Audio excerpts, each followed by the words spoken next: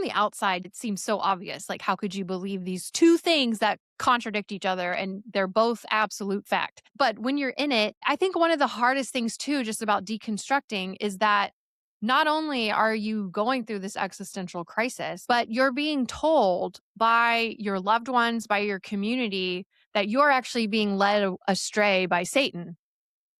Simultaneously, you're being gaslit. Like you see something's finally off, and you feel this tug to explore that because that is starting to make sense to you.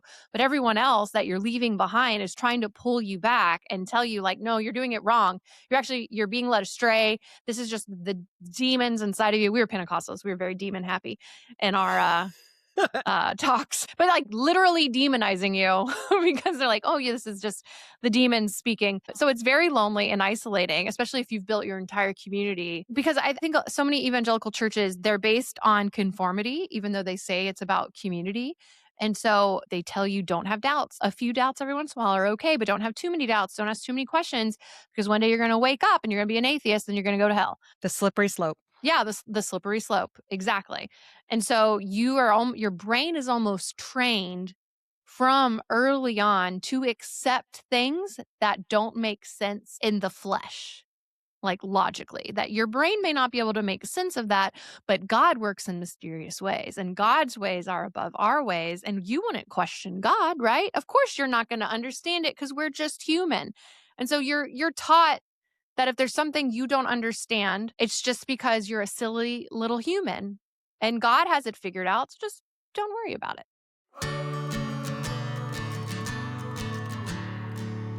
Welcome to the Sacred Slope, where the slippery slope meets sacred ground. I'm Alexis Rice. Wherever you're listening from, inside the United States or far beyond it, this conversation is really important, because what we're talking about today, it's not just American politics and it's not just a Christian issue. This is about power and faith and what happens when a certain version of our religion is used to decide whose lives matter and whose don't. Many people did not take warnings seriously in this country.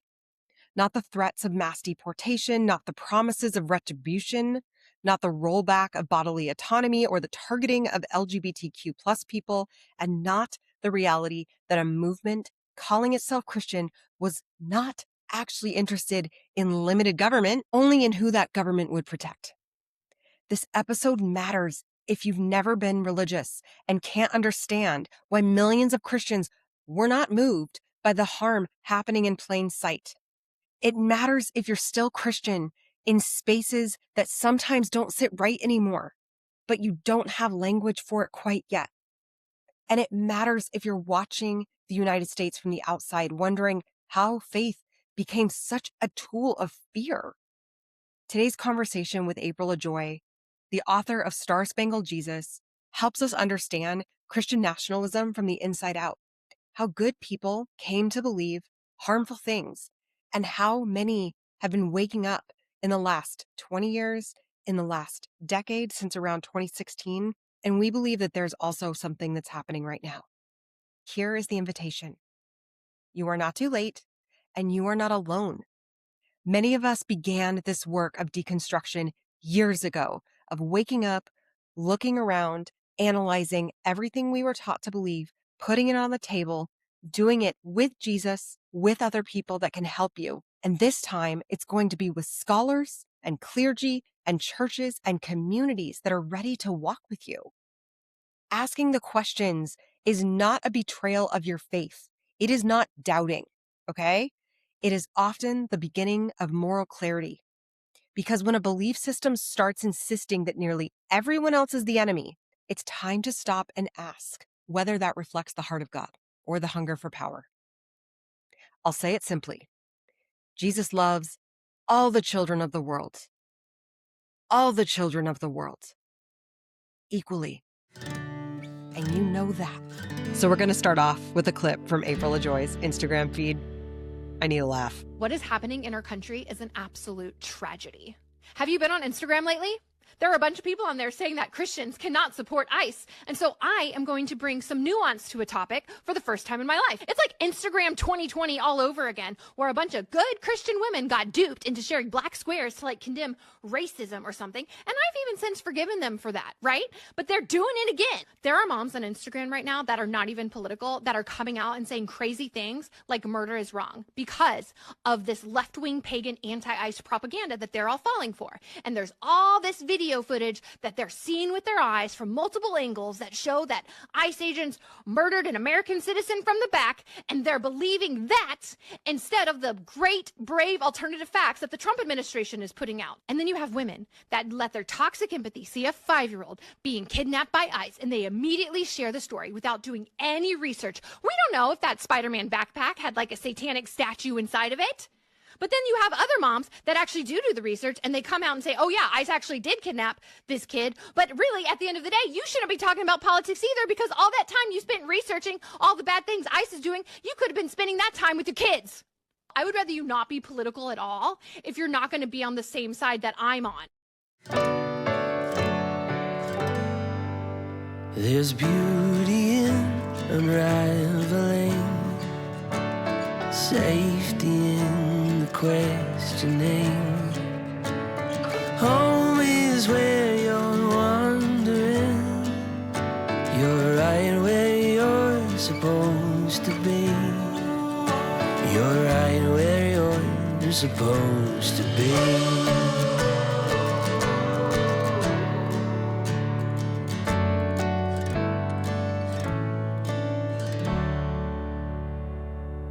Welcome back to the Sacred Slope, friends. There's a very specific feeling a lot of us know. It's when you realize that you're not just disagreeing with your church. You ask one honest question, you may not accept the answer, and that tone shifts to, oh, well, I'm just going to pray for you. You might suggest that Jesus might care about something besides America, or you might think that queer people might actually be made in the image of God. You might wonder whether abortion without exceptions in Christianity are as simple as you were told. You might question why Jesus somehow keeps getting depicted as white, or you might wonder if the rapture is really what the book of Revelation is talking about. You might even suspect that voting Democrat isn't a moral failure, but for some Christians, a faithful choice. I am so excited to be joined by someone who really knows about this. This is April Ajoy. Hi, April.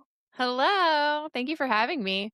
Thank you for coming on today. April is the author of Star-Spangled Jesus. Woo. Love this book. April's also the co-host of the Tim and April Show, one of my favorite podcasts. It's a conversation between Tim Whitaker from the New Evangelicals and April, and I love their banter back and forth and how they talk about evangelical, fundamentalist, Christian nationalist spaces we came out of, and yet that we are all Christians. April's work has helped hundreds of thousands of people name what they were feeling, but couldn't yet articulate and breathe again on the other side. I'm going to start by saying I'm not funny, so I hope that we can get like your humor across in this episode. But I appreciate all the things that you can do because you can see yourself in the things that you're actually making light of now. Yeah, and in many ways, I'm kind of like making fun of how I used to be. And also humor is just how I cope in general. It's just more enjoyable to laugh about something than to cry about something, which to be fair, I also cry,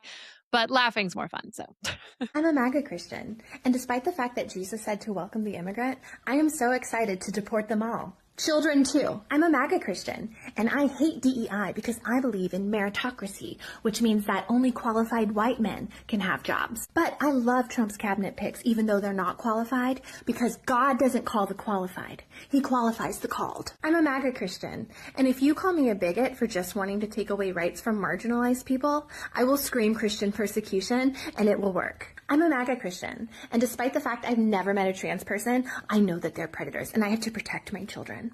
But if you bring up the predators in Trump's cabinet, I will just look at you and I will say, nobody's perfect, and God has forgiven us all.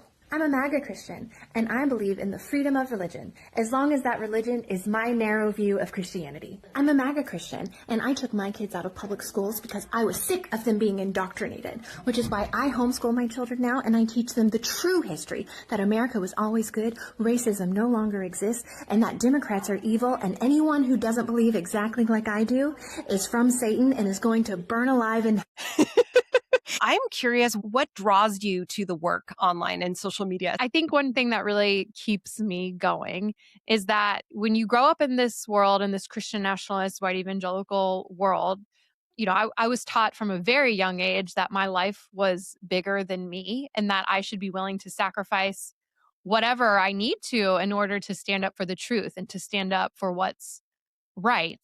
And so that part never really went away. And so I think that a lot of what I do is kind of my repentance. I was so loud as a Christian nationalist and on the Republican, political side of things in the name of God that now I feel like I need to own that and then be just as loud, realizing that I was wrong. We're going to read some excerpts today. I followed your social media for a lot of years. I didn't quite realize the personalization of January 6th to you. So I thought this was a really good place to start. Sprinkled throughout the crowd, I noticed numerous Christian signs and flags. Signs that said, Jesus is my savior, Trump is my president, Jesus saves, Jesus 2020, even a picture of Jesus wearing a MAGA hat. What does Jesus have to do with this? This was my Jesus, the same Jesus who told Peter to lay down his sword and taught his followers to turn the other cheek. What did Trump have to do with him? I had been a conservative evangelical for most of my life. Despite that, I felt so disconnected from the people on that screen. These were not people I recognized. This was not a Christianity I had ever followed. I could not wrap my head around why this group was committing such horrible acts for a man who seemed only in it for himself. Beecher arrived home just as the dust from the attack began to settle. I still had the television on. News channels were calling it an insurrection. They showed horrific scenes from inside the Capitol building and talked about the people who had been injured and died in the attacks. Then they started releasing photos identifying people who had participated. The news station flashed a photo of the infamous zip tie guy on screen. Remember him? The guy who had carried zip ties into the Senate chamber so he could allegedly tie up members of Congress? Ugh, I know him, Beecher said in disbelief. Beecher knew zip tie guy as a youth group kid named Eric. They had gone to the same small Baptist church in middle of nowhere, Georgia, while they were in high school. While we were still reeling from that discovery, another picture on the TV caught my attention. Oh my gosh, that's Jenna. Jenna was a Dallas realtor who had gone to my dad's church. My church. I had worshiped with her, talked with her at events, and eaten church casseroles beside her. That's when it hit home. The people breaching the Capitol were not some extremist sect that I had never interacted with before. I knew them. These were my people. An unsettling thought popped into my head. If my life had gone differently, I could have been there with them. This was quickly followed by a realization that rocked my world. Oh crap, I was a Christian nationalist. This resonated with me because I thought, oh, that could have been me. What were the emotions and thoughts that you had? I think there were a lot of different emotions. One was this almost shock. I was a never Trumper, so I was never on the Trump train. And I think, his first term was really when I started deconstructing, only I wouldn't have called it that. But for the longest time, for that first term, it was easy to kind of almost point my finger of like, well, they've all just gone crazy. Like, this is not who we've ever been. They've lost the plot. And I was able to distance myself from the way that my fellow Christians, fellow evangelicals were behaving. I just thought they had just kind of gone off the deep end. And then when I watched January 6th happen, and then I recognized Jenna from my church, it was just like this light bulb moment where I realized, no, they're just going down the same path that I was also on. And I'm the one that deviated from that path.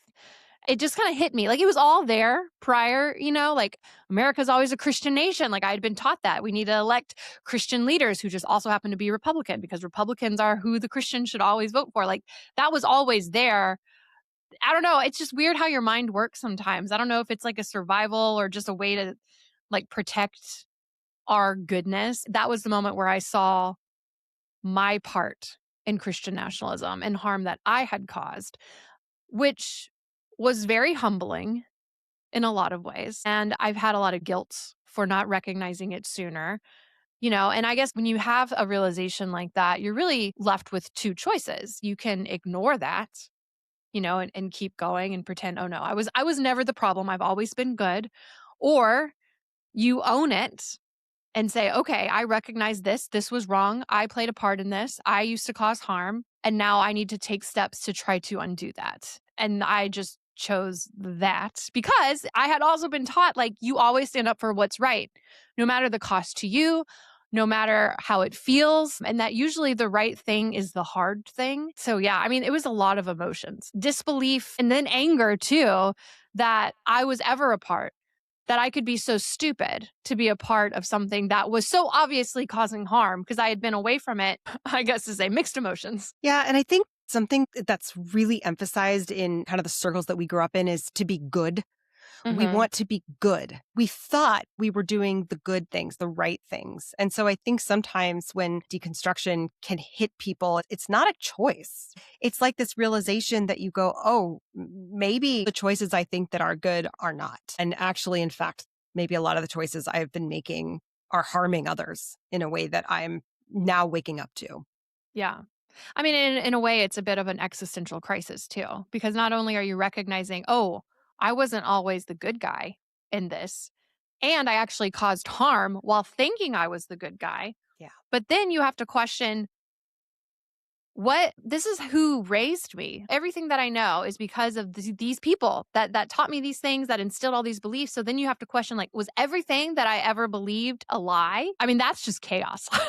It's very painful and it can be really lonely. And all of a sudden, you don't actually know who to turn to in Right. that moment because it's Mhm. very scary. And I actually want to talk about that next. So later on in your book, you talk about the pressure, basically like the pressures that I don't think a lot of people outside evangelical or Christian nationalist spaces really understand, which is, I have a lot of friends who are liberal, born and raised liberal, and just look at all this stuff that's going on right now and just like, why don't you just denounce it and move on? But there is such an extreme pressure in so many communities and family systems and in your local church that you've been raised in forever. If you start saying or thinking things out of your very specific lane, there is a lot at stake, including potentially losing your whole community. Mhm. People just start questioning, do you love Jesus? Do you even believe of God? It's this myriad of issues.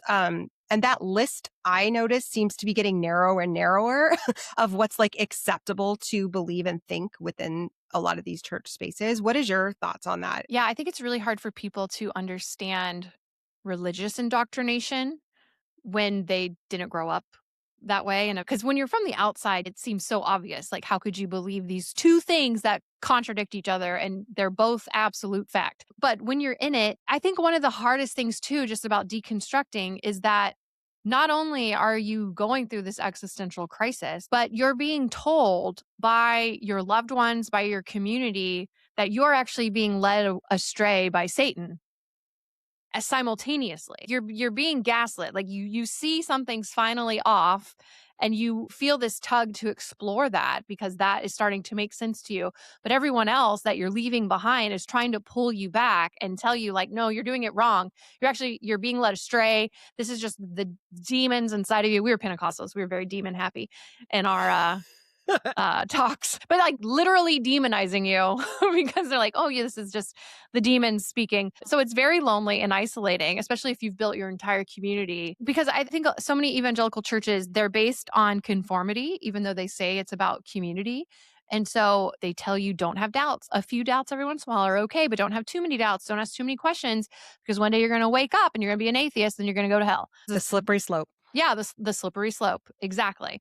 And so your brain is almost trained from early on to accept things that don't make sense in the flesh, like logically, that your brain may not be able to make sense of that, but God works in mysterious ways and God's ways are above our ways. And you wouldn't question God, right? Of course, you're not going to understand it because we're just human. And so you're taught That if there's something you don't understand, it's just because you're a silly little human and God has it figured out. So just don't worry about it. You just get kind of stuck in this cycle. And then everyone else around you, you've built yourself a little echo chamber, is just giving you confirmation bias day after day after day after day. And you get re-indoctrinated week after week when you go to church and a pastor tells you what to think and not how to think, especially if you're also homeschooled with like Christian curriculum or you go to private Christian schools. You literally only ever hear one specific way of thinking and everything else is demonized. Yep. I remember when I heard Pete Enns, I love the Bible for Normal People. And Pete said the mental gymnastics that we have to do to convince ourselves that there was really a talking snake or a talking donkey. We have to believe it. Magic is not okay unless it's in the Bible. Right, right. Maybe we could have been taught, hey, this is the story of God, and it may not have been read to be literal, right? It may be trying to tell us a story. That would have been like such a different way of beginning that interaction, right? With the story in Genesis. But we don't really get to have that in a lot of fundamentalist spaces. Nope. All right. So we're going to go to page 1, Antifa super soldiers demonizing enemies. When she was 2, she walked up on stage where her daddy was preaching and asked to sing, which began her singing career in churches all over the world. As she grew, she started speaking up for Jesus to anyone who would listen. No part of her life was excluded from sharing the gospel, including dating.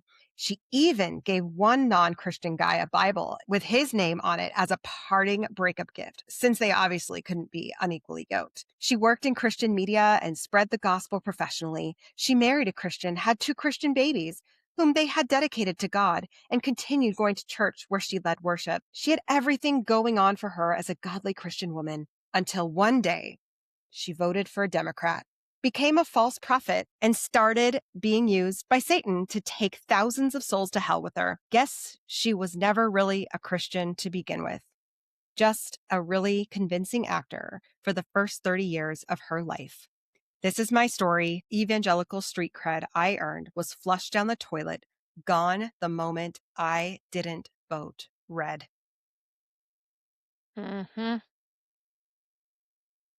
When I think about 2024 election, 80 plus million people did not vote. They chose not to vote.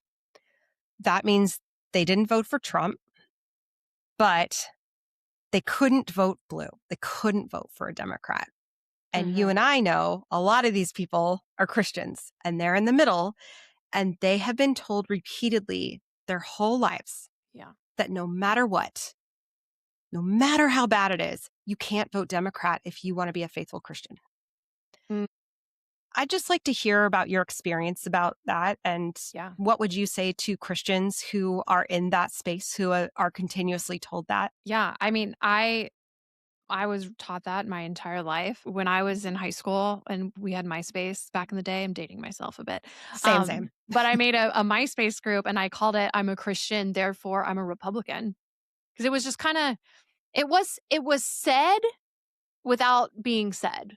It was just kind of this unwritten rule. If you were a good Christian, you vote Republican. I mean, some people would blatantly say it. And I was a pastor's kid, so I heard all the behind the scenes conversations where that was blatantly said. And really the main issue at the time was abortion. And that does still seem to be the main issue, which I get. I mean, I voted third party in 2016 because I knew I could not vote for Donald Trump, but I also knew I couldn't vote for a Democrat. And when you bring in like end times prophecy, I remember being told that pretty much any president running as a Democrat could potentially be the Antichrist. That every single year, like every single election, without fail. So I understand that, because if you only grow up in these conservative circles, you're only ever taught a very sensationalized understanding of what abortion is. And I still personally don't love abortion. But I don't know anybody that loves abortion. I don't know anyone that's Right. wants to get pregnant just so they can have an abortion. It's not like going to a theme park and it's not a fun experience from what I hear. But I was never taught that a D&C is recorded the same way in your medical chart, whether it's from a miscarriage or from an abortion. That's what happened to me, actually. Yeah. I lost my first baby. It was a DNC. It said abortion. I was very confused. And had I not Mm. had that healthcare and they had cleaned my body out well, I wouldn't have my 2 babies. Mm. Right. See, and I was never taught that. Neither was I. And I was taught, late term abortion, mothers carrying babies through the 9th month and then just deciding willy-nilly to have an abortion. Like, that's what was taught. And they're Yep. like, they're decapitating babies. I went to a hell house, which if I don't know if you know what that is, but they're basically haunted houses put I on read by about churches. it. Yeah. Oh my God. Yeah. So they're That's terrifying. yeah, they are haunted houses put on by churches, but instead of like ghosts and zombies or Michael Myers, it's demons and like regular people committing quote unquote sins and then those demons dragging them to hell. And the very first room of this hell house that I went to when I was 12 was an abortion clinic. And there was like, I don't know, she was probably 14, 15 maybe, girl having like pregnant, and they rip out what looked like a 6-month, 9-month-old baby, like out of the womb baby. It was a huge baby doll that they ripped out, and there's just blood going everywhere, and there's little demons in the background being like, "This is what she gets when she thinks that my body, my choice is about women's rights. Shouldn't have slept with a football player." And it's like, oh my God. So I just decided right then, like, well, I'm never having sex because I don't ever want to go through whatever this is. So that was literally my introduction to abortion. And so I'm like, well, that's awful. Yeah, no, who would want that? But that's like by no means the only thing either. Like they would taught like abortion's like the worst thing you could ever do. You are murdering a baby. And so of course, you don't want to be on the side that's murdering babies. You want to be against the side that's murdering babies. And that's literally all I was taught about it. And to me, it was just a black and white baby murder or not baby murder. I'm like, I'll take the not baby murder. Thank you. And of course, you're not told to go research it and figure out, the harm that happens when you take away a woman's right to choose, or just like the nuance involved, or what the Bible says about it. And doesn't say.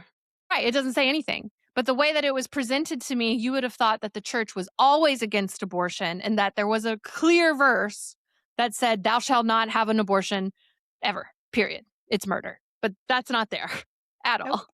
And in fact, I was surprised to learn this too, that when Roe v. Wade was first ruled on in the 70s, the majority of white evangelicals were either indifferent or supported it.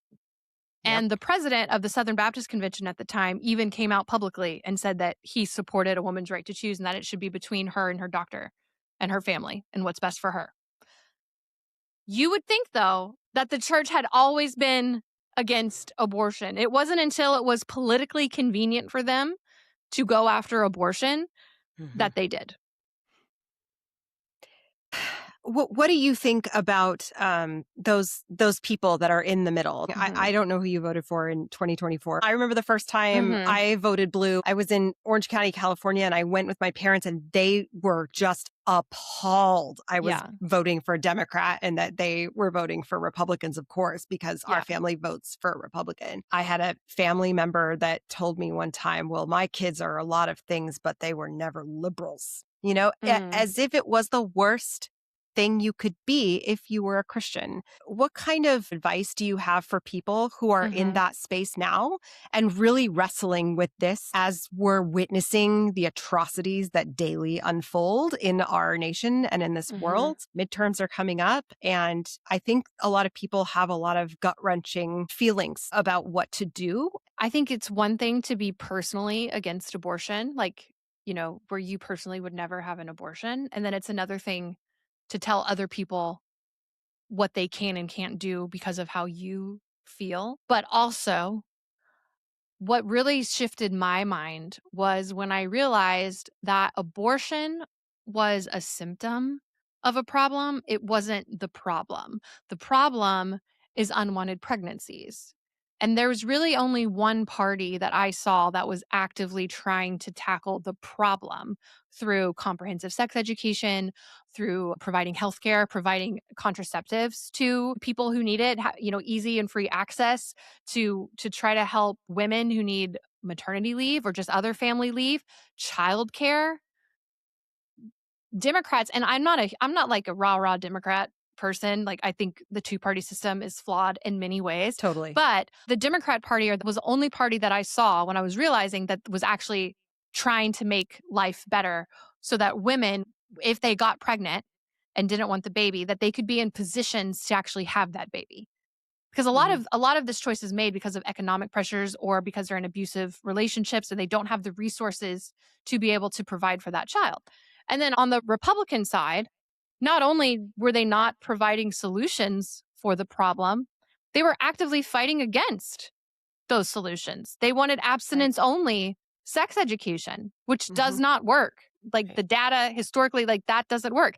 They wanted to take away birth control on people's health insurance. They didn't want their taxes paying for that. Not to mention just the way the church in general shames women who get pregnant out of wedlock. Yep. That's a conversation that they don't want to have. I mean, I was in Christian college and I knew a girl who got pregnant and she got expelled, but the boyfriend didn't get expelled. No way. Yeah. Like that, and that happens all the time. And that's what I think too. Like, if she would have gone and gotten an abortion, she would have been able to continue on with her degree without being expelled, and no one would have ever known.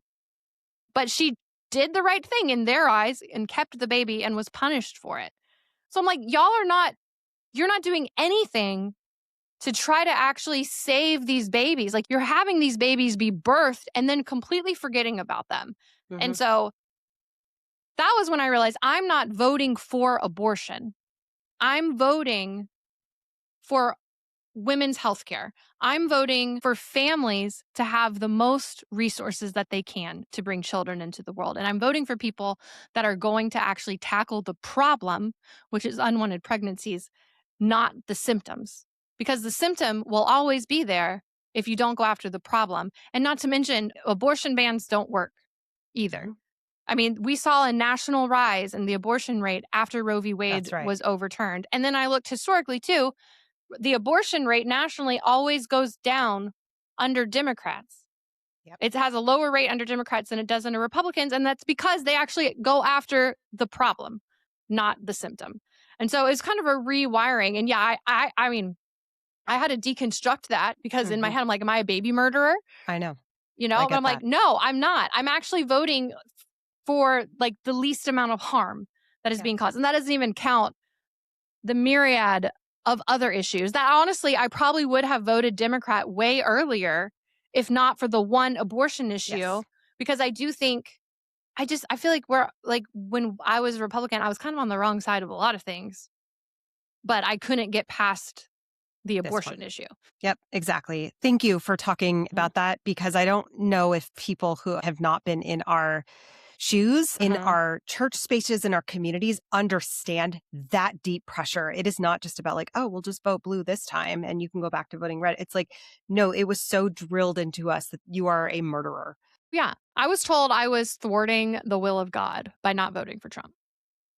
That was a direct quote in a DM from a woman from my dad's church. Different one from the one that was at the insurrection, but very similar vibes. Similar vibes on that. One of the things that helped me a lot with abortion is an episode from the new evangelicals that Tim did. They talked about something similar that you said, is that if you really want fewer abortions, if that's really what you care about, then giving access to contraceptives and then also to abortion care actually lowers the rates of abortion, like you said. And just hearing that was like, if you want there to be fewer, then let's look at it from a practical perspective. Yeah. How do we get fewer abortions?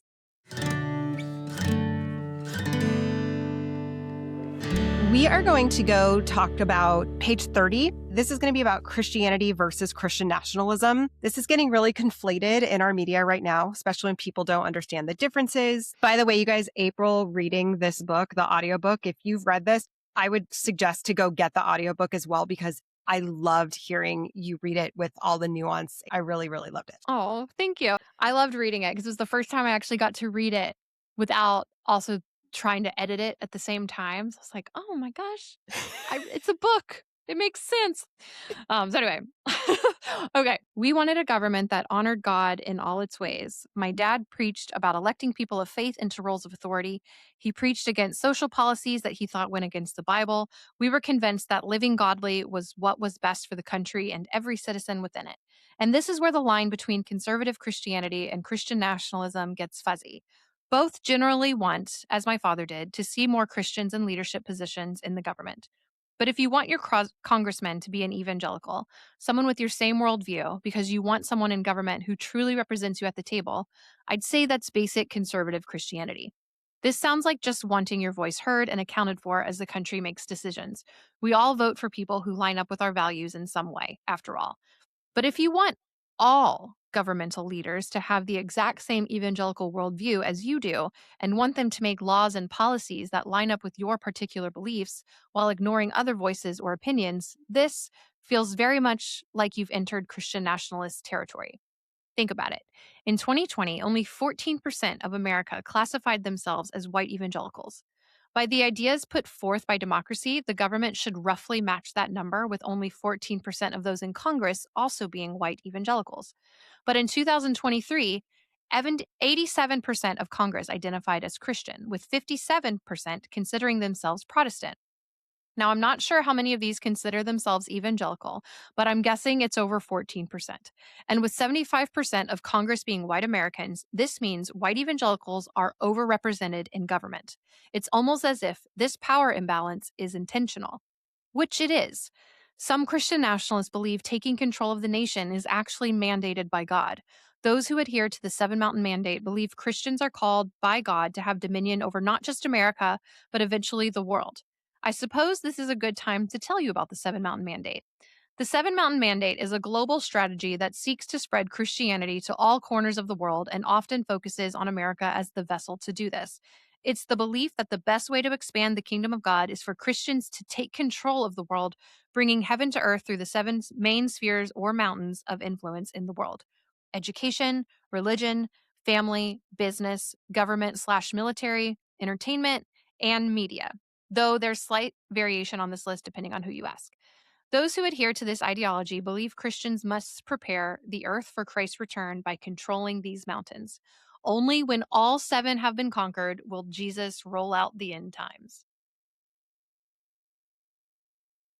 When I read this, I thought I would love to mail this book to every single congressperson and senator in the United States, but also leaders around the world, to help them understand how serious this is. Mm. This isn't some fringe kind of thing. This is actually the core of what, to some extent, a lot of us were raised with. But then the people in power are really serious about this. So Mhm. what do you want people who are unfamiliar with American Christian nationalism, Mhm. but now see that this is the framework that is affecting all of us, regardless of belief or background, to understand? It's just not as fringe as you want to think that it is. And the amount of power that Christian nationalists have gained in the last several years, especially through the Trump administration, is not talked about enough in secular, like mainstream media. It's a very intentional plan. It's not like, oh, we have a bunch of Christians. Oh, that's great. It's not an accident. Project 2025 is practically a Christian nationalist playbook. There are Christian nationalist men, pastors, like Pete Hegseth's pastor, Pete Hegseth, who's the defense secretary, or the secretary of war, as they want to call it. His pastor, Doug Wilson, wants to repeal the 19th Amendment and take away a woman's right to vote. It's hard because there are so many different sects of Christian nationalism. You have your more reformed group, which would be the Doug Wilsons of the world, that in some ways are much more extreme when it comes to wanting to just make women breeders that are home and popping out babies, which I think is another reason they fight so hard against abortion too. Like, they don't like the idea of women being able to live their lives however they want, and they view a pregnancy as a punishment that they think they're cheating if they anyway, but that's another story. So you have your Reformed Christian nationalists, you've got your charismatic Christian nationalists, which is where I came from, and that's kind of the New Apostolic Reformation. That's your Paula White's. She's over the White House Faith Office that they created, and they started this anti-Christian bias task force. And then you kind of have your non-denominational, everyday Christian nationalists. And the thing is, out of all of these different groups, there's only a small percentage that would actually call themselves Christian nationalists. I think that is something that most people need to realize, that there are a lot of people out here pushing Christian nationalism, but saying they're just pushing Christianity, that what they're doing is just being good Christians. They're only trying to take away your rights because it's what God wants them to do. They're just standing up for biblical truth, which, by the way, biblical truth is a dog whistle for Christian nationalism, because there is no one biblical truth in the Bible. That has multiple worldviews within it. And so I think that makes it really hard, because unless you're at the very tippy top and those in power, most people don't even think they're being Christian nationalists. Right. Like, they think they're being good Christians because of all that indoctrination that we talked about earlier. So that's why, too, which I think is one reason why a lot of secular media won't touch it as much, is because they play the Christian persecution card. Right. And it works. Yep. It's the best play that they have. They play the persecution card, and then everyone backs off because they don't want to come across as they're being anti-Christian or anti-religion. Because, America was founded on the idea of religious freedom, and I fully believe in religious freedom. Mm-hmm. But they will say they are for religious freedom while actively trying to take away those freedoms from anyone who is not a white Christian. It's weird to understand the nuances of all of this, isn't it? It is weird, because I do understand it so well because I come from it. But then sometimes I'll catch myself saying it all out loud. I'm like, gosh, this is so crazy. Totally. We're actually going to go to page 18, Christian equals evangelical. This is actually going into exactly what you're talking about. It's saying, like, I'm a Christian. Some things that I hear sometimes is, oh, I go to a Bible-believing church, right? What are the other ones that you hear? Biblical worldview. Yeah. Bible believing is one you hear a lot. Yeah. Because the other Christians don't believe the Bible. This is something that I talk about a lot on the Sacred Slope as I go around the world and talk to people of all these different denominations. So I really appreciated that you highlighted this. We grew up thinking that Christian equals evangelical. But guess what? As you just said, there's only around 14% of people are evangelical Christians within the United States, right? If you zoom out, there's around 2 billion people on the planet who are within the body of Christ, right? So if you think about the percentage of people who are American white Christian nationalists, it is so tiny compared to our global body of Christ. And yet, within media and within government, the microphone is so large. The funding is so intense on that side. So it makes it feel like this is speaking for all Christians. But you're going to talk about that a little bit. So it says today, there are over 45,000 denominations worldwide that fall under the Christian umbrella. 45,000. I spent most of my life deeply embedded in Christian evangelical culture, and I could have listed maybe 15 denominations total. In fact, I was sheltered from just how big the Christian umbrella is. My family and I didn't need to know or talk about the thousands of other denominations because they didn't matter. They all believed slightly different things, but we were the ones who had it right. The Bible was clear about that. All the long and glorious history of Christianity had led up to our very church with its unique ability to practice the faith exactly as God intended. We were non-denominational Pentecostals, and everyone around me assured me that we all had the answers for everything. Any Christian who said otherwise or had slight theological differences was just sadly misinformed. We could bless their little hearts for trying, though, unless they were a Democrat. Then there was a good chance they were in cahoots with demonic forces to purposely throw us off. Today, the term narrow-minded is mostly meant as an insult, but we wore that term like a badge of honor. This is really important, April, right? People need to understand that we don't think that was an insult. Right. My dad regularly touted from the pulpit, people call us narrow-minded. Maybe that's true, but we can afford to be because we're right. He used that one a lot, and congregations around the country always roared at it. I included the same sentiment in one of the verses in my America Say Jesus song. They say we're narrow-minded, always trusting in God's might. but they can argue all they want because we know we're right. It makes me cringe now, but I believed every word. And in the self published book I wrote when I was 19, I said one of Satan's most dangerous tactics was convincing people to be open minded. Yeah, open-minded was like a curse word.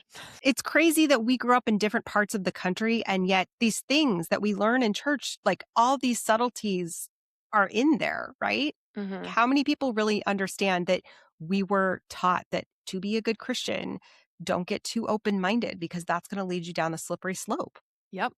Not only are you taught not to be open-minded, but that your basic instincts and like fleshly thoughts, aka like your normal human thoughts, are sinful and can't be trusted. So you have all of these ideas in your head that one, you can't trust your own instincts because they're sinful. And then two, don't ever think too hard. Don't have too much of an open mind because that's how Satan gets in. Like an open mind was an open door for Satan to come in with all his satanic and wrong ideas. I mean, you're just trained. It's not even conscious. You don't even do it consciously. You're doing it just because you've always done it that way. It took me so long from deconstructing, and honestly, still to this day, I struggle with knowing what I, April, actually want because I was conditioned to only want what the church told me to want, and that anything else outside of that needed to be squashed. So, for the first, 30 years of my life, I was taught to just squash me. Really. And it takes a long time to get the you that you killed over time to come back. Yeah, I was thinking about how that persecution complex is something that we really loved to do. So we were called narrow minded, right? And I, Mhm. I really relate to this because I felt like I was being such a good Christian in middle school and high school spaces where I had my anti abortion speech in high school. I had that Jesus freak badge of honor. I was so proud about my purity culture. I loved making audible groans while my poor science teacher tried to teach about the Big Bang and evolution. And I was Mm. feeling persecuted. Go to college and I was angrily submitting a college essay about affirmative action, which all comes, from this whole idea of like, we're being persecuted if we're not, Mhm. agreed with. But really, it's like if we're out there potentially hurting people or not making room for other thoughts, people don't like that, you know? But yeah, I mean, hindsight is 2020. I mean, I remember being called a bigot once and being like, "Yes, finally, I finally got called one." Like didn't take any account for like I said something really mean to that person, Like, no, yay, I was persecuted. Like you wanted to be persecuted. If you were persecuted, it was like proof that you were being a good Christian. So you could just go and treat people however you wanted to treat them, however badly. And if they pushed back at all, then oh, well, you're just being mad because you hate my God. Yeah. And to take that to today's context, I feel like this is where people who were raised that you cannot be queer. And so if I come out as a Christian and I say, well, these are my beliefs that like, I just really believe that you can't be gay or you can't be trans. And then Mhm. people are upset with that person. They're like, I'm being persecuted for my beliefs. It's like, Right.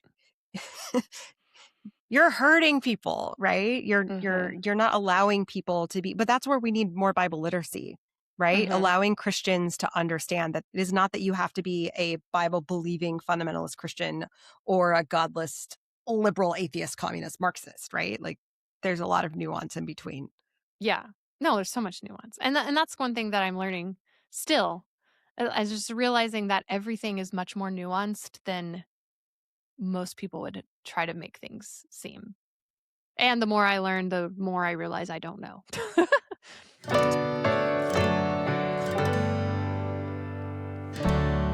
On behalf of people who are watching or listening outside of the US, who are watching America right now, watching Mhm. Christian language being used to justify our government, our power, our exclusion, our violence, what do you want them to know about Americans and Christians who do not subscribe and agree to Mhm. what's going on?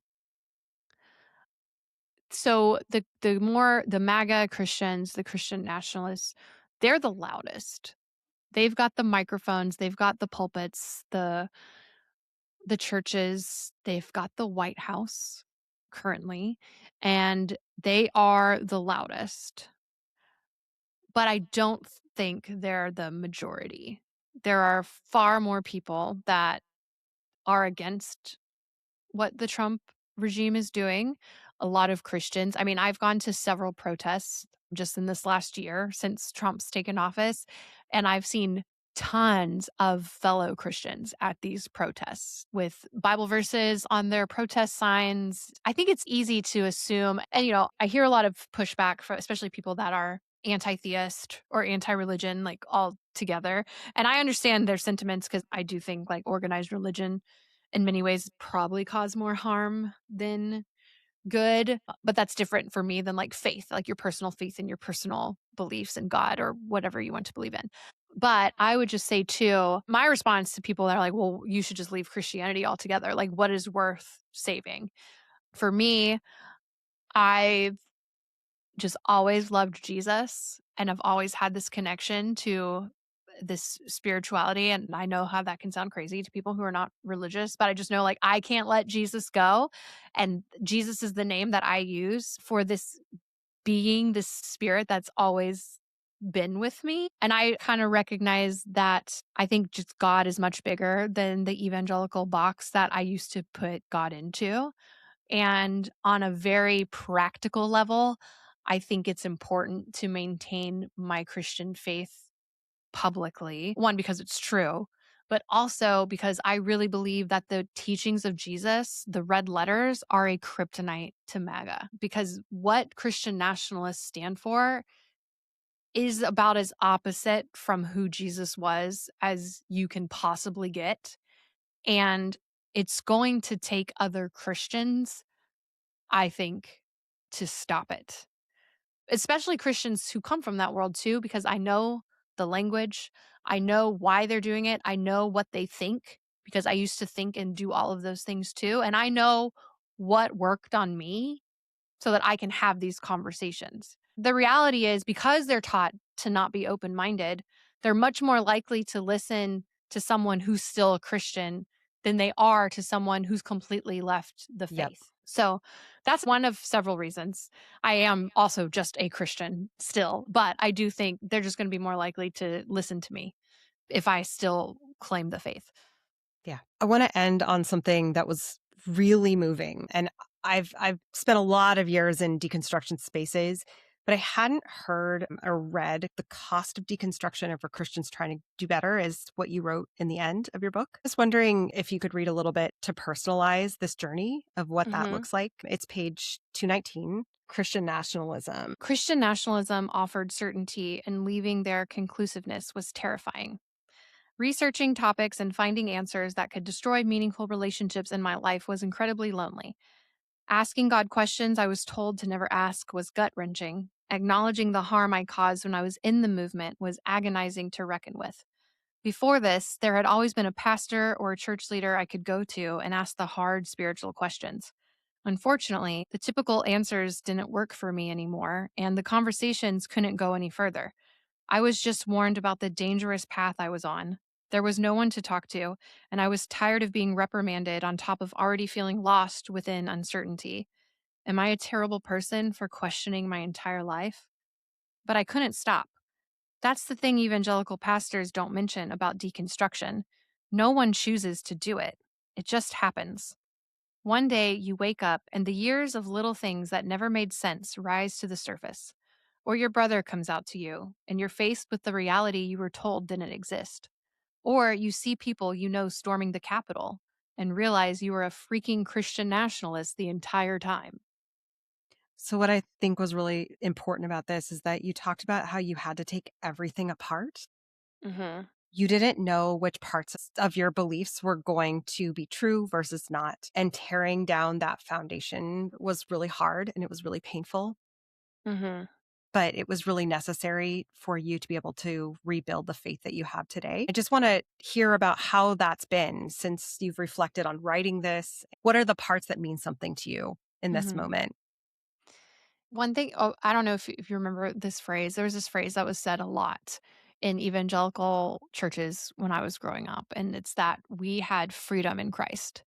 And that freedom in Christ is why we were Christians, and that the world just didn't understand where we were coming from because they didn't feel what we felt, this freedom. And I believed that for a really long time, that I was free and that I could never feel more peace than I did when I was holding on to a lot of this dogma that came from being like fundamentalist. Since deconstructing that fundamentalism away and realizing that it's okay to have uncertainty, and in fact, that's very normal to not just have this like rigid dogmatic belief system where you know that you know that you know that you know, because even though we said that deep down, we didn't know. Nobody actually knows. But leaving all of that behind and not holding on to that mindset where I questioned every little thought I ever had is the actual freedom in Christ. Like, I feel so much more peace and freedom now, knowing that I don't have to limit an experience with God with a church building.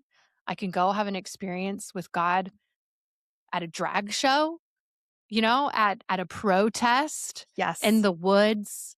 That's been a really fun experience is just finding God in places the church told me not to look, and just realizing that in a lot of ways we're a lot more connected than my belief system had me think. I don't know. It's been really hard. I'm not trying to sugarcoat it. It's been very hard. It's very isolating. There were a lot of tears for sure, but it was absolutely worth it.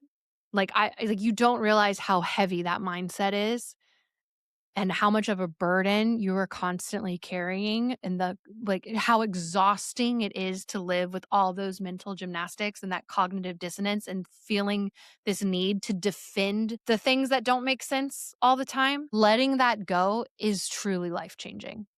Like, in a way, I was living in a hell on earth of my own making, like trapping myself in my own body, not being free because of what I was told to do, because I was told, that was sinful and I needed to die to yourself. And now realizing I can be myself and worship God, and those two things are not in conflict, that's been the greatest thing. Oh, that's so beautiful. You ready for the quick lightning round? Okay. Okay. Yes. What is the Christian internet comment that you could recite in your sleep, the one that you've heard 1,000 times? Oh, you were never really a Christian. Or you were never really a Republican. One of those. Cool. Favorite worship song or hymn or Christmas carol? I still love How Great Thou Art. It still gets me. What is one thing that you've lost and one thing that you've gained that you really treasure when you started naming this publicly? Well, I've gained freedom in many senses of the word. And I think as a preacher's kid, we cared a lot about what people think. And I still struggle with that a little bit, but I've lost a lot of that. You kind of have to by, the 100th time you're called the Antichrist. So, I've gained some thick skin too. Final question. Favorite TV show that you and Beecher are binging right now? Beecher's not really a binger. We are watching Traitors though. Is it good? We've watched every season. So this season, it's interesting. We love Traitors though. Beecher wants to try out and send in it, but it really wants to be on Traitors. So if someone that works for NBC happens to be seeing this, my spouse Beecher would die if they could be on Traitors. That's it. That's my pitch for the world. April Ajoy, we will make sure that that's going to happen. Somebody at NBC is going to see this. Thank you so much for being with us today on The Sacred Slope. Yeah, thank you for having me. Thank you for joining us today on The Sacred Slope. If you'd like to nominate a pastor, priest, or clergy member anywhere in the world, send me an email at alexis@thesacredslope.com. Music was by Brett Rutledge, Eddie Irvin, and Sean Spence. May the fruit of the Spirit guide you this week. I'm Alexis Rice. Go in peace, friends. There's beauty in unraveling, safety in the questioning. Home is where you're wandering. You're right where you're supposed to be. You're right where you're supposed to be.